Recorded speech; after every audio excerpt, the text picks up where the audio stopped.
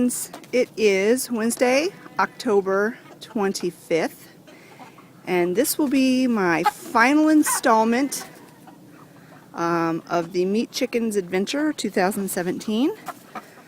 We had a very productive Saturday. We were able to get 30 chickens in the freezer, and so we have 19 left because, as you know, I'm going to try to keep Baxter. See how long I can keep him alive. And so, yeah, we have 19 left. They're all pullets or females. They're not considered hens until they start laying eggs. So these are pullets. We've had 2 days of non-stop rain. I mean non-stop rain. So these guys have been locked in the building for the last 2 days. There was no reason to bring them out because they would have just been miserable. So I left them inside. They weren't overcrowded, and they stayed dry and warm and happy. But their yard got totally full of mud. So this morning before I let them out, I put some straw down. This is technically hay, but you know what I mean. To try to keep them cleaner and to keep them more comfortable. And obviously they can go back inside the building whenever they want to. But this video is going to be a compilation of the next few days. We are planning to do some more work tomorrow to get these guys in the freezer.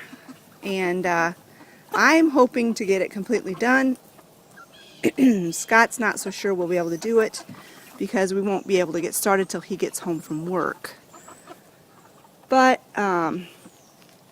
Saturday it's supposed to be really chilly, so I don't really think it sounds very pleasant to be freezing my hands off when we're trying to finish up this job. So anyway, I will, like I said, this will be a compilation over the next few days, wrapping this whole thing up.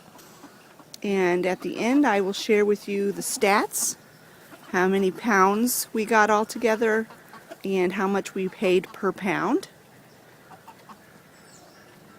So I guess that's the update for today, for Wednesday. And we'll see you in a couple of days. Well, friends, it is Friday, October 27th. And something is missing, right? Yep. They're all in... He's a Mr. Loudmouth over there. They're all in the freezer, except for little Baxter. Yesterday, Scott got home from work, and we had everything set up and ready to go. And we just worked as fast as we could. And we got the last 19 done. We still need to clean things up, put things away. But it's supposed to be in the 30s on Saturday, and that is just too cold to be out for hours with your hands wet. So he didn't think we'd be able to get all 19 done, but we did. We started about 3:30 yesterday, and we were done. Well, when I looked at the clock after I got in the house and after I took my shower, it was about 6:30. So we were probably done by 6. And so about 2.5 hours we did 19 chickens. And yeah, so it's done for another year. I've got some stats for you. So we had... I'll put my camera on these chickens so you have something interesting to look at while I talk. I'm not going to film myself because I have not yet had a shower this morning. But we had 50 chickens. All 50 survived from the time they got here. I cannot say enough about purelypoultry.com. That's where we ordered our chicks the last 2 years. And we have not had one single loss in the 2 years In both years, we have not had one loss. Last year they sent us 52 chicks, and all 52 lived. And this year they sent us 50, and we all 50 lived. But as you know, we had the little runty one, Baxter, and we just decided to keep him. So we butchered 49. We put 49 in the freezer.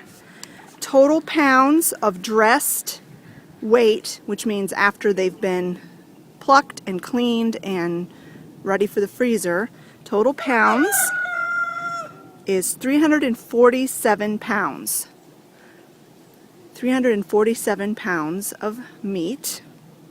Our largest that we butchered was 8.5 pounds, or 8 pounds 5 ounces, not 8.5 pounds. 8 pounds 5 ounces. The smallest one was 5 pounds 5 ounces. These roosters are having a crowing contest. The total amount of money that we spent, that's including for the chicks, for all the feed, for the wood chips, for cleaning out the brooder house, for everything, was $398.38. And so when you break that down, it comes to $1.15 per pound for meat. Now, we cannot call our chicken organic because we did not feed it organic food, but they are non-GMO. They are free range. They're not pasture raised, which means they didn't have free reign of the whole property, but they were free range, and they are delicious, delicious meat. We've had numerous people ask if they can buy some off of us, but we are not in the position to do that this year. We really want to see if 49 or 40, I'm going to have to move. These roosters are making too much noise. I moved away from the chicken pen. They were just making too much noise over there. But we've had numerous people offer to buy the meat from us. Oh, we'll buy it. If you can sell it, we'll buy it from you. But this year, we just really want to know if 49 chickens plus that whole hog will last us an entire year, if not more than a year, in our freezer for meat, so that we don't have to buy any meat from the store. Now, I will occasionally buy bacon from the store. I am planning to buy probably 2 or 3 turkeys here coming up soon to keep in the freezer, because my husband absolutely loves turkey, and we need turkey for Thanksgiving. We're actually considering raising some turkeys eventually, someday, but we're not in a position to do that right now. And a ham at Christmas time, because none of the pork that we purchased was cured. So other than that, maybe a few hot dogs and brats for the summertime, and of course hamburgers and stuff like that. We're going to see if this meat will last us the year. And yeah, so we're not in a position to raise any to sell right now. Okay, I look terrible, but hey, it's better than staring at nothing, I guess. Maybe not. But anyway, so yeah, that's what we're going to do. I haven't mentioned it to Scott yet, but I am kind of kicking around the idea that maybe next year we will raise a few extra just to sell to friends and family. And we wouldn't sell it to family, but to friends who want to purchase some meat off of us. The problem with that is we couldn't do it in any kind of, I don't know what the word is, but we couldn't just sell it to strangers, because then we could get in trouble with the FDA and, health department and all that, because we're a home business. We just do this for our own personal use. We don't have things like up to code sterile. I keep things as clean and sterile as possible, because I don't want my family getting sick any more than I'd want a stranger's family getting sick. But the FDA, they have rules, and we don't have the setup for their rules. So we couldn't just advertise and sell on the street, you know, non-GMO home raised chicken to sell, you know. But you know, maybe possibly raise like 20 extra to sell to the family and friends that have voiced you know, interest in buying it. I would have no idea what to sell it for, because I wouldn't want to sell it at cost, because you know, our time and our energy is worth something, and it does take time to raise them, care for them, and the butchering process is you know, it's not excruciatingly hard, but it is time consuming and a little bit stressful. And you know, if you've ever done any kind of home meat, you know what I'm talking about. So that's just an idea that I'm kind of kicking around for the future. Just one other thing I wanted to mention before I wrap this video up is that this year I had a bit more of an emotional time putting these chickens in the freezer. Last year, I was trying to think, you know, what was the difference between the way I felt this year than the way I felt last year. And it wasn't because I was more attached to these chickens. In fact, these chickens were mean. They were much meaner than the chickens last year. And I think what it was is that last year at this time, my mother had only been passed away for about 5 months. And I was still in deep grief and kind of numb to emotions. I had I cried a lot over the loss of my mom, but most things I was just numb, just completely numb. I don't really even hardly remember last Christmas. I wasn't excited about Christmas. You know, the whole thing of the grief and all of that. Well, it took me about 9 months before I started to feel things again.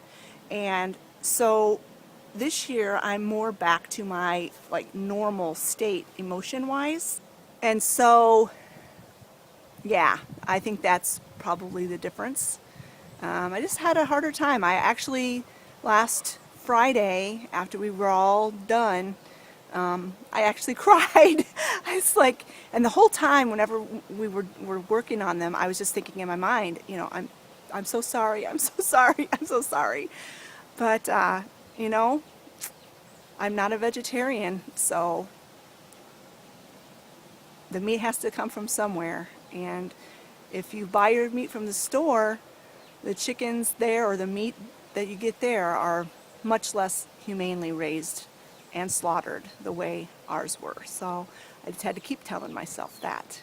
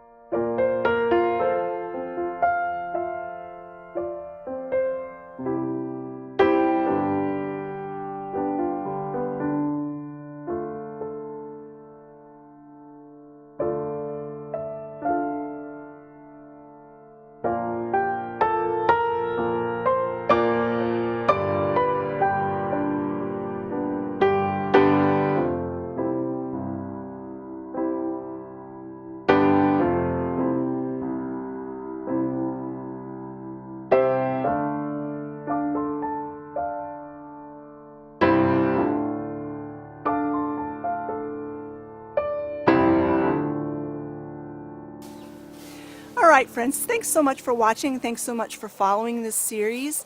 I've been having a little bit of issues with YouTube demonetizing these videos. That's why some of the titles on the videos have been different lately.